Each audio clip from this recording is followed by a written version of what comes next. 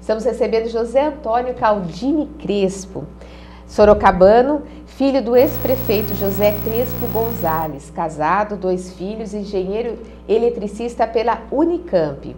Admitido na Ferrovia Paulista, chegou a chefe de manutenção de locomotivas. Durante esse período, fez também cursos nos Estados Unidos e também no Japão.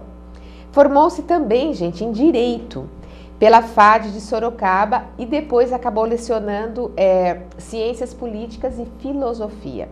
Em 2008, habilitou-se no Cresce também, né? Porque faltava, né, Luciano? O currículo tava, precisava muito, não sei como é que consegue. Enfim, entrou para a vida pública em 1989 como presidente da URBS. Eleito deputado pela primeira vez em 94, com a maior votação de todos os candidatos da região. Em 2002, foi para o seu 3º mandato consecutivo. Em 2008, foi eleito vereador de Sorocaba com quase 10.000 votos, a maior votação para vereador já registrada na história do município, e é com ele que a gente vai conversar hoje. Nós estamos aqui então com o João, tá? Ele que é daqui de Votorantim, mas está fazendo para o MSN. Ele está comentando que viu muito na TV esses dias, já que a gente está falando de jovens, as notícias sobre os jovens do Campolim em Sorocaba. O que o senhor, enquanto vereador, acha desse assunto, o que pode ser feito? A convivência dos jovens em determinado local é muito saudável, positiva. O problema são os excessos e principalmente o resultado da ingestão de bebidas alcoólicas, infelizmente. Para não dizer de drogas que infelizmente também estão campeando em quase todos os lugares, possivelmente lá também no Campolim. Foi um costume que apareceu nos últimos tempos, realmente até assusta a quantidade de jovens que vêm de longe, até de bairros distantes, e se encontram geralmente às sextas-feiras à noite para estarem juntos. O fato de estarem juntos, a convivência, como já disse, considero muito positiva. O problema são os excessos. Esses excessos acabam prejudicando até os demais que ali estão nessa atividade saudável. Qual é a solução? E eu me lembro muito bem que há cerca de 20 anos já houve muitas reclamações com relação ao footing de Santa Rosália, que acontecia na Pereira da Silva. Então eu vou dar essa resposta, Luciano, porque creio que pode ser a mesma que foi praticada com todo sucesso pelas polícias lá no footing de Santa Rosália. Lá era mais uma atividade. Os carros passavam, né, iam até o fim da rua, voltavam, muitos gostavam de expor os seus carros perante eram mais velhos as também, moças, né? as meninas e vice-versa, outros ficavam simplesmente estacionados, conversando e tal. O problema é que aquilo era uma via pública com casas, era um bairro residencial, ainda é. Então começou a haver muita reclamação de moradores que, primeiro, se estavam em casa, geralmente era no domingo, queriam assistir televisão, havia barulho em demasia.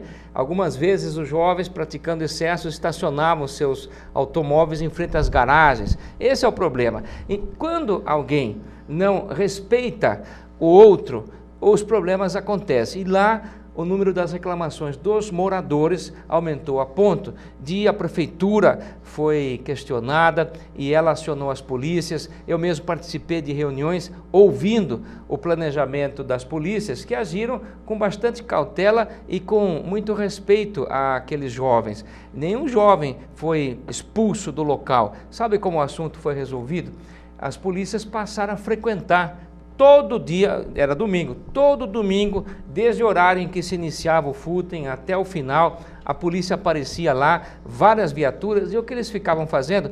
Eles ficavam pedindo documentos, não de todos, eles não atrapalhavam tanto, mas incomodavam aqueles que cometiam excessos.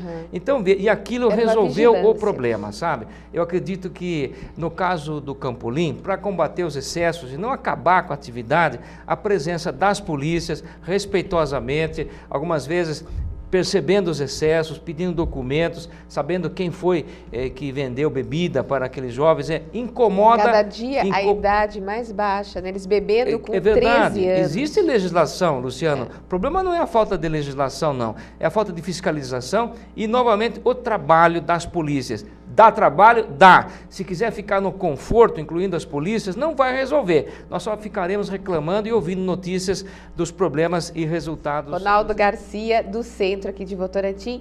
Como o senhor analisa o governo Lippe? A sua aliança com o PSDB foi positiva?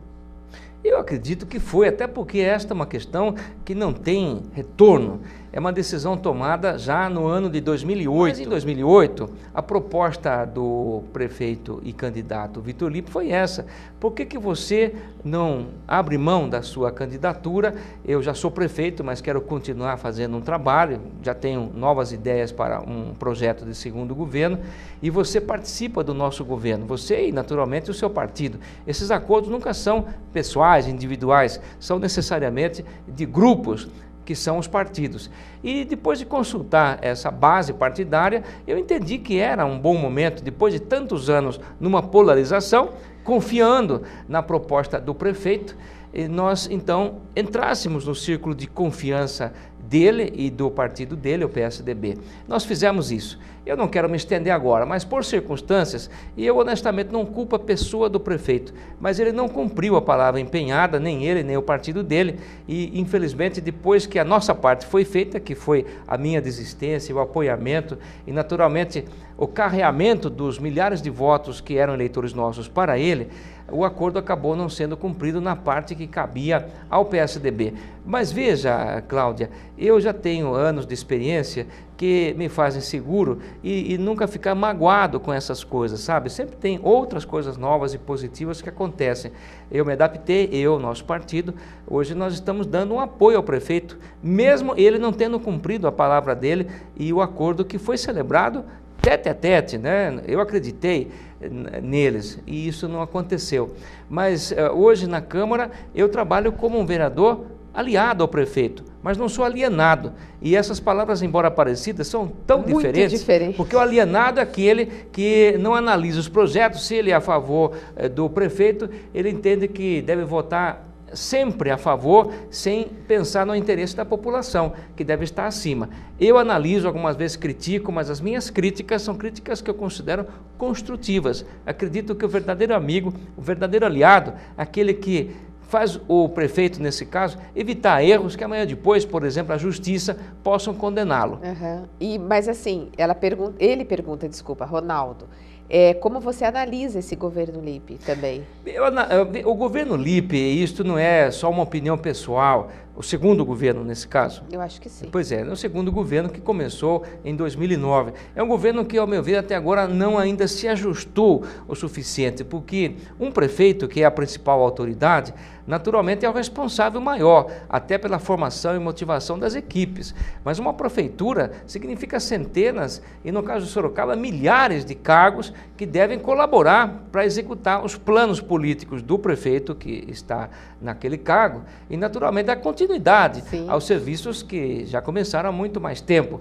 Infelizmente, e houve notícias, escândalos, até crimes cometidos por pessoas que antes tinham a confiança do prefeito Vitor Lippe, no primeiro escalão até. Isso então prejudicou muito o andamento dos trabalhos administrativos da Prefeitura de Sorocaba. Até hoje, ao meu ver, infelizmente, o prefeito Vitor Lippe não conseguiu tomar pé da administração municipal. Ainda existem falhas que poderiam ser evitadas com um pouco mais de azeitamento da máquina administrativa.